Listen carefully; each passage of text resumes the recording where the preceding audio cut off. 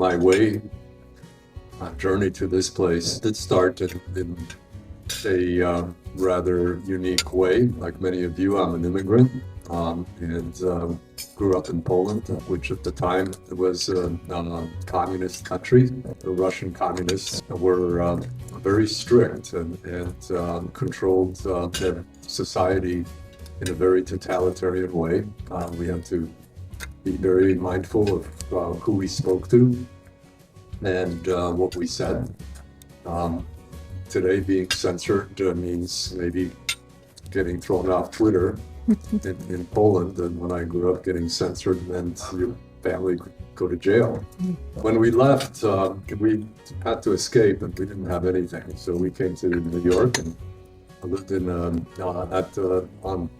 the gratitude of friends of my parents who they helped to escape Poland before them. I think the one lesson I learned is to persevere. As many of you just survive, no matter how bad things are. You look to the next thing and you tell yourself that you will get through this and you will learn from it. And as Nietzsche once said, that which does not kill you makes you stronger. So strength and resiliency were hard lessons, but served me well. And so coming here was simply a matter of constantly striving to be as good as any American. And my mother would yell, telling me that I have to be better than any American just to be equal to the Americans. Having to work harder, study more, et cetera, just to be in the same place is something that I think all of you are familiar with, as you all come from backgrounds that were challenged. So hard work, perseverance, and having a vision of the future are the critical issues. The reason I stayed is because I see potential, always see not what's today, but what could be, right? What could be is what drives me. It's bothered me that insurance companies have taken over some of the cultural authority of physicians and saying, hey, this is authorized. You can get this treatment, but no, we're not going to authorize that treatment. So that should be a physician-patient decision, but it also is an economic issue. Primary care doctors are forced to see 20 patients a day. Put that into an 8-hour day, do the math, and you'll see that they don't have much time to spend with their patients. When you think about it, once you get trained, you can do 80 to 90% of what a primary care doctor does. So I think the future of medicine is personalized care for a specific patient with precision and a team approach to discrete patient conditions. So that's how I see healthcare transforming. The primary care base will be very broadened.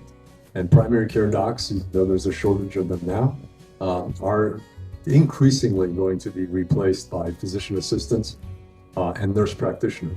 So PAs, as opposed to nurse practitioners, really can replace primary care docs in many, many ways. PAs can't do that, or they could become proceduralists. So you're in a sweet spot because there is already a shortage, increasing shortage as the population gets older. So you all have great job security.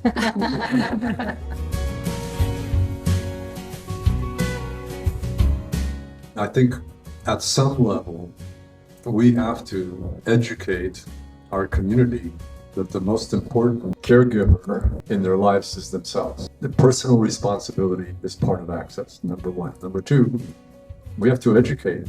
And as clinicians, you have to educate people about access. Part of the clinical assets that you have, and very therapeutic asset, is laying on of hands. So as much as digital media will greatly increase access, there is a therapeutic component to personal interface and just simply touching people.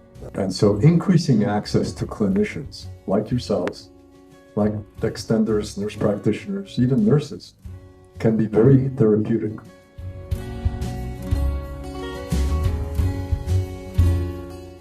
One of the great advantages of being in the medical profession, serving others as a healthcare clinician. You really don't have to explain the purpose of that.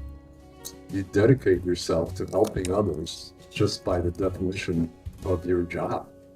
So I think that the value of a physician assistant career is inherent.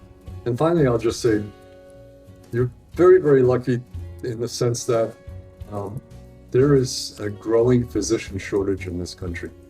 By 2034, it is estimated there will be 100,000 physicians short in the United States. And so as physician assistants, you're filling that gap. You're true extenders of physician practices, whether it's in your communities or wherever you end up being deployed. And so all of you are going to be doing that through your purpose.